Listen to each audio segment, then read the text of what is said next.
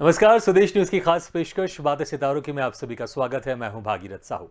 बातें सितारों की में आज हम रूबरू होंगे अभिनेत्री मोनिका मिश्रा से। मोनिका मिश्रा का जन्म वाराणसी में हुआ। स्कूल से ही एक्टर बनने का शौक था और इसी शौक ने मोनिका को आज एक प्रोफेशनल एक्ट्रेस बना दिया है। मोनिका ने 11th क्लास से ही रंगमंच करना शुरू कर दिया था। 10-12 सालों तक लगातार रंगमंच किया। फिर फिल्म दो दूनी चार से अपनी फिल्मी सफर की शुरुआत की। इस फिल्म में मोनिका ने ऋषि कपूर की पड़ोसन का रोल निभाया था। इसके बाद फिल्म दिल्ली गैंग, टॉयलेट एक प्रेम कथा में अक्षय कुमार के साथ, बधाई हो में आयुष्मान खुराना के साथ समेत 12 से ज्यादा फिल्मों में अदाकारी की है। फिल्मों के अलावा टीवी सीरियल बालिका वधू, मेरे साई, महिमा शनिदेव की, नाटी पिंकी की लंबी लव स्टोरी में अहम भूमिका निभाई है। तो वहीं अभी चल रहे धारावाहिक महानायक डॉक्टर B.R. अम्बेडकर में पड़ोसन की भूमिका निभा रही हैं। फिल्मों और टीवी सीरियल के अलावा मोनिका मिश्रा कई एड फिल्मों और वेब सीरीज में भी नजर आई हैं। तो आज हम इनसे रूबरू होंगे और जानेंगे इनके अभिनय के सफर के बारे में। और इस वक्त हमारे साथ सीधे जुड़ गई अभिनेत्री मोनिका मिश्रा। मोनिका जी, बहुत बहुत स्वागत है स्वदेश न्यूज की खास पेशकश बातें सितारों की में। नमस्कार। जी। मोनिका जी, मैं अभी आज सेट पर ही हूँ और जी। अच्छा, आपने कहा सेट पर हैं आप, किस सीरियल के सेट पर हैं आप? अ, जी, मैं जो अभी मेरा चल रहा है रनिंग शो, एक महानायक डॉक्टर बी आर अम्बेडकर, हम्म। तो उसी के सेट पे हूँ। मैं अपने मेकअप रूम में हूँ, रेडी होकर बैठी हूँ।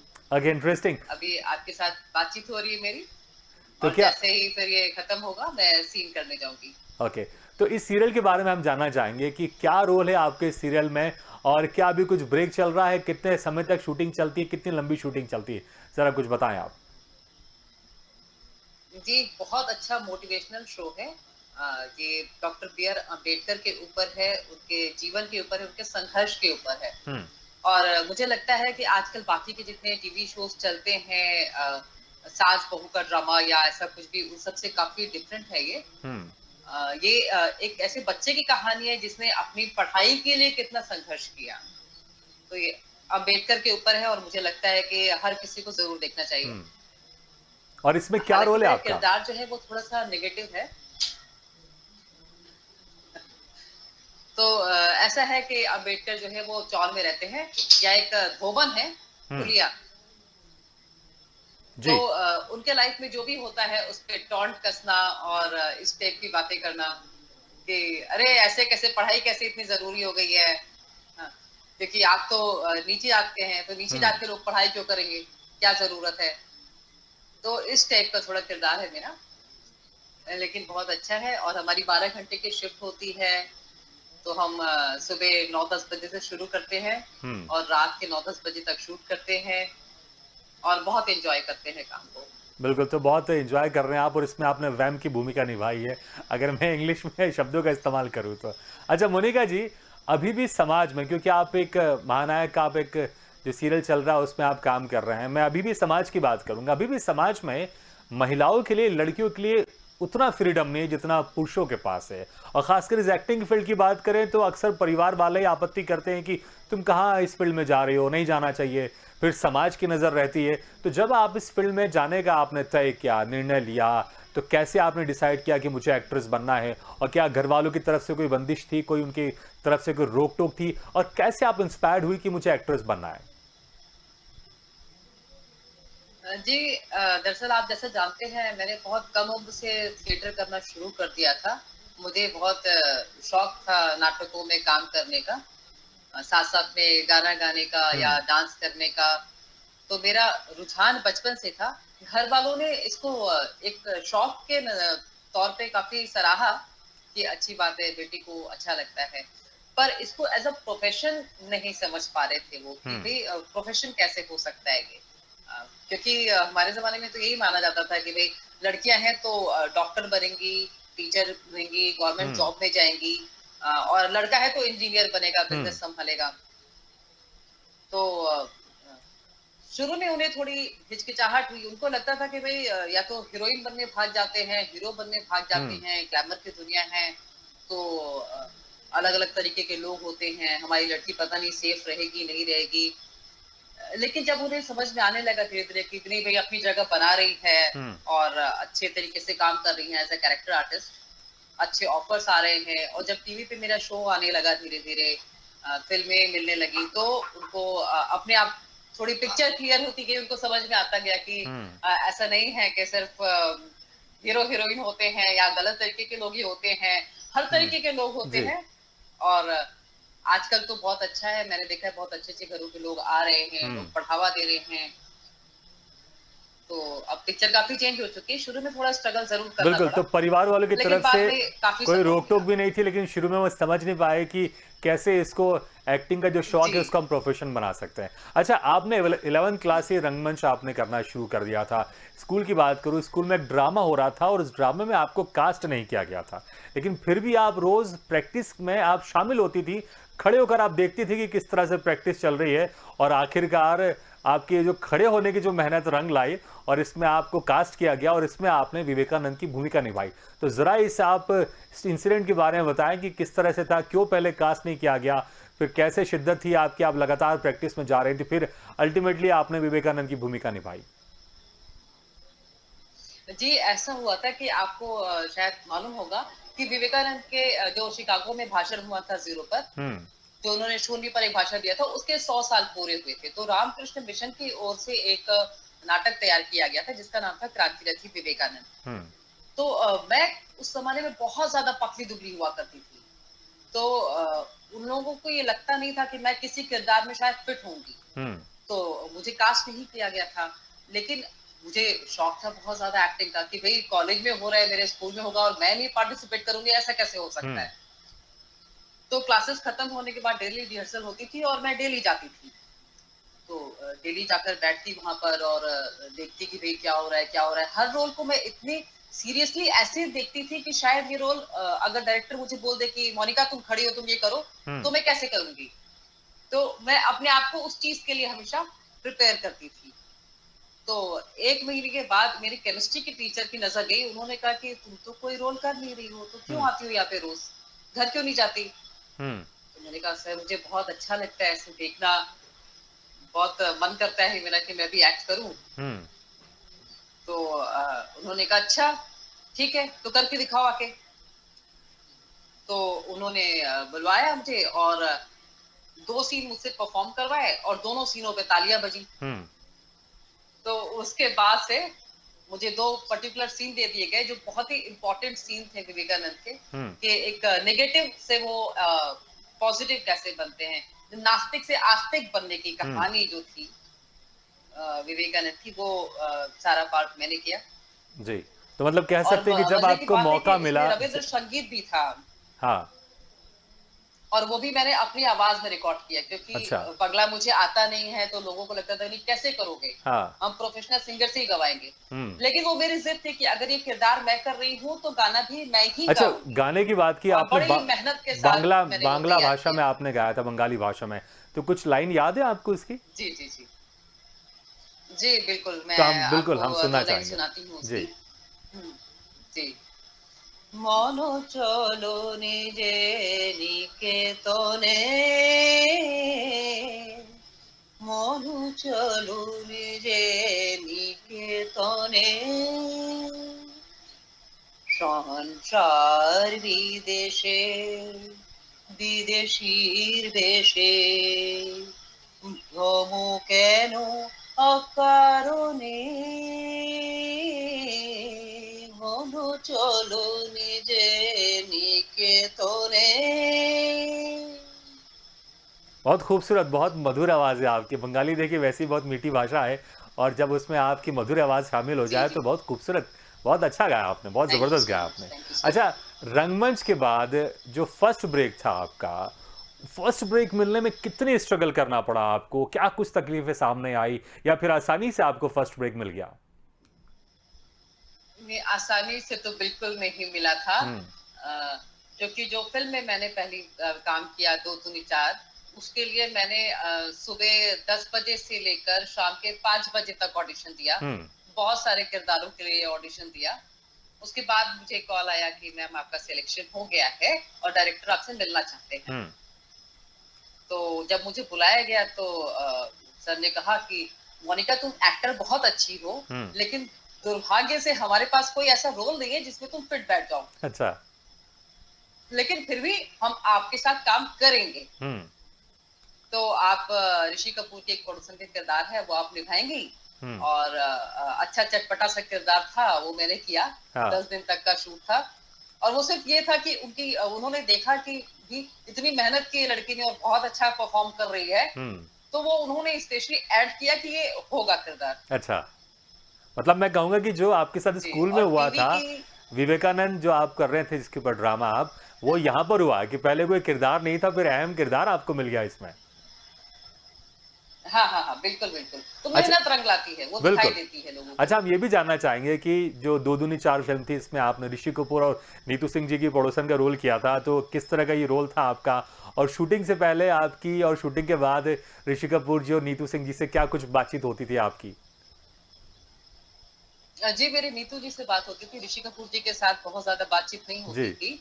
हाँ, बाद में ये होता था कि भई कहाँ पे रहते हो, यहाँ पे दिल्ली हाँ। में कैसे हो, कब से काम कर रहे हो, वगैरह-वगैरह। नीतू जी जब भी अपनी वैनिटी से निकलती थी तो अपने घर से कुछ ड्राई फ्रूट्स या कुछ-कुछ लेकर आती थी, हाँ। तो बैठ के हमारे साथ में खाना-पीना, बातचीत करना ये सब रहता था।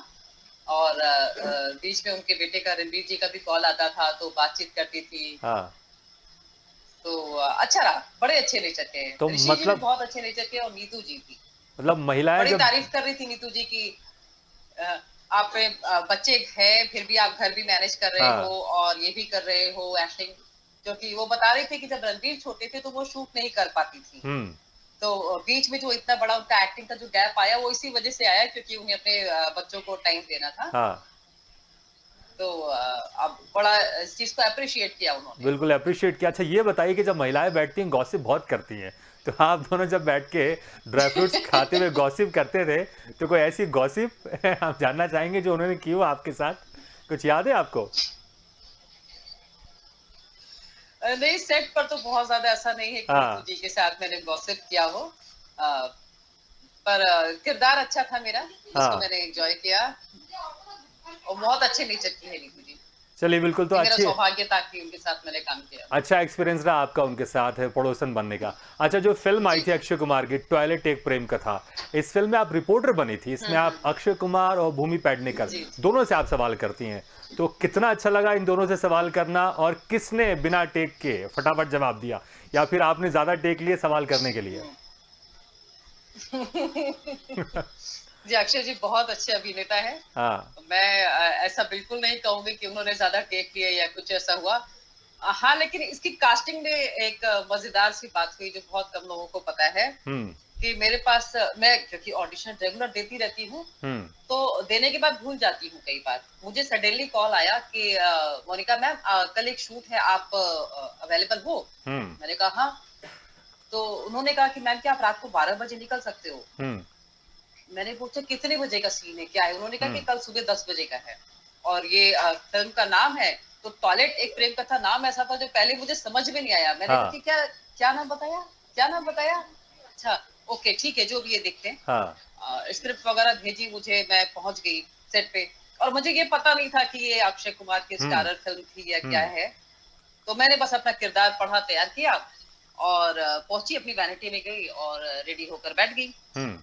फिर जो चीफ एडी है वो आई मेरे पास कि मैम आपके साथ एक रिहर्सल कर लेते हैं। तो मैंने पूछा क्यों, आप क्यों रिहर्सल करोगे? जो मेरा को एक्टर है उसके साथ करते हैं ना। हाँ। तो उन्होंने बोला कि मैम आपको लेकर चलते हैं वहां पे। तो मुझे लगा कि शायद अपना थिएटर ग्रुप का कोई ऐसा आर्टिस्ट होगा, हुँ। शायद एजेड होंगे ज्यादा, तो इसलिए वो आने में उन्हें तकलीफ हो रही थी इसलिए मुझे बुला रहे हैं। हाँ। तो मैंने कहा ठीक है अच्छा। फिर मैंने पूछा कि हु इज डूइंग केशव? उन्होंने हुँ। कहा कि मैम अक्षय। तो मैंने कहा हु अक्षय? तो हाँ। उसने बोला कि मैम हमारे जो हीरो हैं फिल्म के अक्षय कुमार।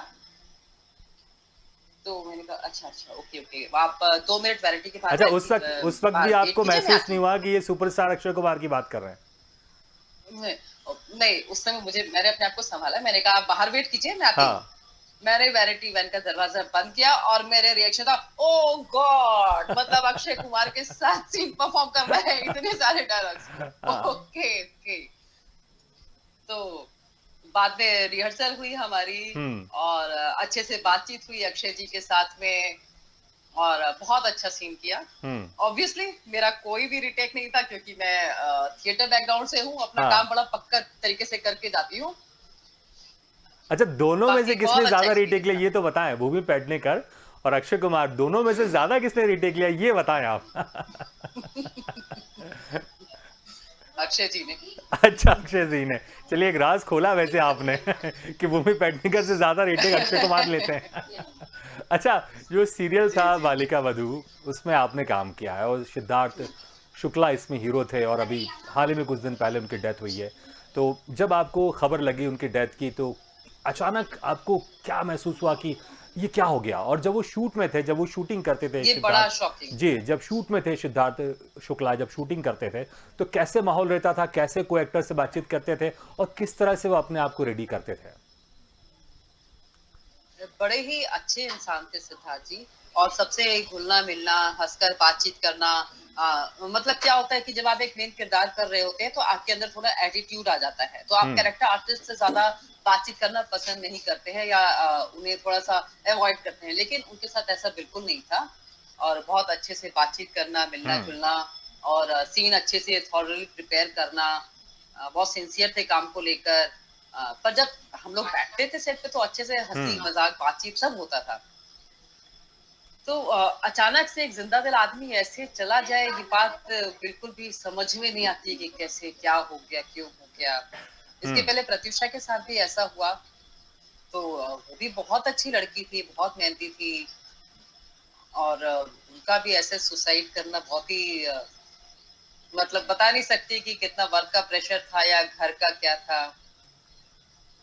नहीं, बिल्कुल वाक़ई एक्चुअली अभिनेता जो है ना वो हुँ, अपने चेहरे पर ना एक और चेहरा लगा के घूमता है। हुँ। अब दुनिया को दिखते है कि हाँ ये तो बहुत अच्छे खुश है हैप्पी है, लेकिन उनके पीछे की क्या बैकग्राउंड स्टोरी चल रही होती है जी, ये बहुत कम लोगों को पता होता है। बिल्कुल। लेट आवर्स तक काम करना या फैमिली से दूर रहना, हुँ। तो वो एक जो इमोशनल स्ट्रेस होता है उनके साथ में, ये शायद कभी कभी नुकसानदायक हो जाता है। नहीं, बिल्कुल और वाक़ई शॉकिंग खबर है क्योंकि प्रत्युषा जो बैनर्जी थी उनकी भी डेथ हो गई थी। फिर सिद्धार्थ शुक्ला की जब खबर आई वाक़ई मैं भी बहुत शॉक्ड हुआ कि आखिर एक इतना तंदुरुस्त लड़का जो बहुत फ़ेमस है, अभी उसका नेम फ़ेम बढ़ते जा रहा है, अचानक इस तरह से वो सुसाइड कर लेगा और अचानक उसके साथ इस तरह से हादसा हो जाएगा, हार्ट अटैक आ जाएगा, उसकी मौत हो जाएगी। अच्छा, आपने कई क्राइम एपिसोड में आपने पुलिस की भूमिका भी निभाई है आपने। तो जब आप ड्रेस जी पहनते जी थे जी जी। पुलिस की, एक दबंग महसूस करते थे आप। तो कभी आपने किसी को कभी ऐसे डराया धमकाया मजाक में? और कोई डायलॉग सुनना चाहेंगे आप कि जब आप बदमाश को पकड़ते थे आप तो किस तरह से आप उसको डांट लगाते थे? क्योंकि वर्दी पहनने के बाद एक एक एक अलग ही जोश आता है। जी वर्दी पहनने के बाद बिल्कुल जोश आता है और हम्म। मैंने बहुत बार ऐसा कॉप का रोल किया है, तो एंजॉय भी करती हूँ। और एक बार क्या हुआ था कि मैं बनारस में शूट कर रही थी एक फिल्म के हम्म। लिए, उसमें मैं पुलिस की भूमिका में थी। तो कुछ लोग आए हुए थे पुलिस डिपार्टमेंट के, शायद हम्म। डीसीपी थे, उनके साथ की पूरी टीम थी। तो वो पास के घाट में आए हुए थे दर्शन हम्म। करने या स्नान वगैरह करने के लिए, पूरी टीम के साथ में आए होंगे वो लोग। तो कोई पूजा वगैरह कुछ थी। तो वो लोग जो वहां पे घूम रहे थे वो थोड़े कंफ्यूज हो गए, उनको हम्म। लगा कि शायद मैं भी पुलिस में ही हूँ। अच्छा। तो उनको समझ में नहीं आया कि शायद शूटिंग चल रही, क्योंकि हाँ। मेरा एक कॉल आ रहा था, मैं थोड़ा सा बाहर निकल गई थी, ओके। उन्होंने बाकी का कैमरा और चीजें बाकी की नहीं देखी। हम्म। तो जैसे ही गई मैं, वो जीप के बाहर खड़ा हो गया बंदा और मैम, मैंने कहा ओके फाइन, जय हिंद। तो मतलब ऐसा आ, रहा। आ, एक और बड़ा मजेदार इंसिडेंट हुआ था, वो मैं जी, आपसे शेयर करती हूँ। बिल्कुल। इंडिया टीवी के लिए मैं एक शूट कर रही थी हाँ। और मैं सीबीआई टाइप का कुछ रोल था। हम्म। बहुत सीनियर ऑफिसर थी और एक लड़का था जिसको मुझे पीटना था। हम्म। तो हमने उसे बहुत समझाया कि देखो भाई, वो और मॉडल था, वो एक्टर नहीं था। हम्म। तो अब उसने ऐसे ले लिया, अरे एक लड़की मारेगी और मैं मार खा जाऊंगा, ऐसा कैसे होगा। अच्छा। पर सीन ये था कि उसको मार खानी थी। हाँ। तो अब मैं तो एक्टिंग करूंगी, मैं सच में तो मारूंगी नहीं। मैं हाँ। जैसे थप्पड़ ऐसे हवा में ऐसे मारूं, हम्म। तो वो उसका रिएक्शन ही ना दे, अच्छा। बैठा रहे। तो सर ने फिर मुझे डायरेक्टर ने बोला कि मोनिका इससे पूरा दिन चला जाएगा, ये नहीं करेगा एक्ट, तुम्हें सच हाँ। में मारना पड़ेगा। अच्छा। ऐसे ऐसे कैसे मार सकते हैं किसी को, 6 फुट का लड़का ऐसे मारना तो ठीक नहीं होगा। हाँ। लेकिन इतनी देर हो गई, अब उसने टेक नहीं दिया, तो फाइनली मुझे सीधा बाल पकड़ के और वो करना पड़ा कि हाँ। बजा। रियल में आपने बाल पकड़ लिए और बिल्कुल खींच के मार दिया आपने। जी जी जी, उसके बाद फिर रियल रिएक्शन में तो बाल निकला पकड़ होगा के उनका। और थोड़ी बहुत पिटाई करनी पड़ी, उसके बाद इतने रियल एक्सप्रेशन आए कहते हैं ना, जो जो जो लातों के कि भूत है वो बातों पुलिस से नहीं वाले के साथ मांगते। कोई मस्करी नहीं चलेगी। बिल्कुल। और अच्छा खासा जब एक दो पड़ा, उसके बाद एकदम नेचुरल एक्सप्रेशन। फिर बिल्कुल। बाद में मैंने हाथ जोड़कर माफी मांग लिया कि भैया काम है मेरा, तो आप दिल से मत लेना। ऐसा नहीं हो कि सेट के बाहर जब निकले तो आप बदला लेने के लिए आ जाओ, मेरी पिटाई करने के लिए, कि अंदर बहुत पुलिस वाली बन रही थी, अभी हम्म। निकालता हूँ तेरा, गर्मी तेरी निकालता हूँ। नहीं, लेकिन वो कहावत चरितार्थ हो गई कि जो लातों के भूत है वो बातों से नहीं मानते। आप पहले बहुत समझा रहे थे कि एक्सप्रेशन दो, लेकिन नहीं दिया तो फिर आपने मार ही दिया सच में उनको। अच्छा, एक मराठी और हिंदी भाषी आपने एक फिल्म की है जिसमें किन्नर का रोल आपने इसमें किया। जी अक्सर जी देखा जी जाता है कि जो किन्नर के रोल होते हैं वो मर्द करते हैं, तो कैसे इसमें किन्नर का रोल आपने किया जी और करते वक्त, इस रोल को करते वक्त कितने आप कॉन्फिडेंट थी आप? जी, जब फिल्म शूट किया है हमने तो हिंदी में शूट किया है, हम्म। और बाद में डबिंग जो है वो मराठी में की है। हम्म। और मैं डायलॉग्स बाद में पढ़ती हूँ, अगर ऐसा कुछ भी क्रिटिकल कैरेक्टर होता है हम्म। तो मैं पहले रियल लाइफ में देखती हूँ कि उस टाइप के लोग कैसे बिहेव करते हैं, हम्म। कैसे चलते हैं, कैसे उनकी अदाएं होती है, मतलब बॉडी लैंग्वेज क्या होती है। हम्म। तो वो सारा कुछ करना जस्ट है, क्योंकि डायलॉग आप बाद में बोलते हो। हम्म। मेरा ये मानना है कि आपका कैरेक्टर आपकी एंट्री से ही स्टैब्लिश होना शुरू हो जाता है। हम्म। ऑडियंस को वेट करना चाहिए कि आप कब बोलोगे, हम्म। क्या बोलोगे, कैसे बोलोगे। तो ये सारी चीज में मैंने बहुत अच्छा वर्क किया था हम्म। कि किन्नर है पर उसको देखकर कॉमेडी नहीं आती है, वो सीरियस है और नेगेटिव है, वो खतरनाक है। हम्म। तो वो किस तरीके से हंसता है, चलता है, क्या करता है, उन सब चीजों पे मैंने बड़ा वर्क किया था, और हम्म। वो बहुत अच्छा निकल कर आया। वाकई बड़ा ही चैलेंजिंग रोल होगा, क्योंकि अक्सर देखा जाता है कि इस तरह के रोल पुरुष करते हैं, लेकिन आपने इसको निभाया। अच्छा, आप शौकिया तौर पर गाती भी हो और हम जी अभी जी सुन चुके हैं आपने एक बहुत ही खूबसूरत बंगाली गाना गाया था, तो हमारी इच्छा और बढ़ गई एक आध और गाने सुनने की। तो कोई आप मनपसंद, आपका जो आपको मनपसंद गाना वो जरूर हमारे दर्शक को सुनाए। जी जरूर। मुझे बहुत सारी लाइंस तो याद नहीं है, लिरिक्स नहीं जो याद भी, है, लेकिन जितनी फिर भी। भी मैं थोड़ा दो लाइन आपके लिए गाती हूँ। प्लीज। आने वाला पल जाने वाला है, आने वाला पल जाने वाला है। बिल्कुल, तो मैं इसी पल में से मैं ये, अच्छा, कहीं शूटिंग वाले आपको टेक के लिए बुला तो नहीं रहे कि मैडम टेक रेडी है? जी, मेरा इंतजार हो रहा है। अच्छा, एक एक एक आखिरी सवाल और आपसे पूछना चाहूँगा कि आपके जो जी। हस्बैंड है दिल्ली में रहते हैं, आप मुंबई में आप काम करती हैं, तो कैसे आप पारिवारिक ज़िंदगी और प्रोफेशनल ज़िंदगी मैनेज करती हैं? और भई आप अपने हस्बैंड को भी एक्टर बना दीजिए, फिर साथ ही रहिए मुंबई में, उनको भी आप एक्टिंग करवाइए, दोनों शूट में साथ आइए, एक्टिंग कीजिए। भागीरथ ऐसा है भैया कि ये लाइन बड़ी अनप्रिडिक्टेबल है। यहाँ जी। पे कब कौन स्टार बन जाता है, कब लगता है कि काम ही नहीं है, इसका कुछ पता नहीं होता है। हाँ। तो अभी हस्बैंड अगर नोएडा में है, उनकी अपनी कंपनी है, तो वो बहुत अच्छा है, उनको वो करने दीजिए। तो हुँ। हमारा बैकअप प्लान है जो हमेशा मजबूत रहना चाहिए। अच्छा है। हाँ। जी, हाँ, बिल्कुल। और अच्छा। दिक्कतें होती है, पर जी। जैसे ही मुझे शूट से छुट्टी मिलती है मैं जरूर जाती हूँ मिलने के लिए। जी। चलिए, तो आपके हाँ भविष्य के लिए बहुत-बहुत शुभकामनाएँ। आप वाक़ई पारिवारिक ज़िंदगी और प्रोफ़ेशनल ज़िंदगी बहुत अच्छे से आप मैनेज कर रही हैं, और बहुत-बहुत शुभकामनाएँ और बहुत-बहुत धन्यवाद कि आपने समय निकाल कर हमसे बातचीत की, और आप टेक में जा सकती हैं अब। Okay, thank you so much. तो बातें सितारों की में आज हमने मुलाकात की अभिनेत्री मोनिका मिश्रा से। अगले बार हम फिर किसी शख्सियत से मुलाकात करेंगे। तब तक के लिए दीजिए इजाज़त, लेकिन खबरों का सिलसिला लगातार जारी। आप देखते रहिए स्वदेश न्यूज़।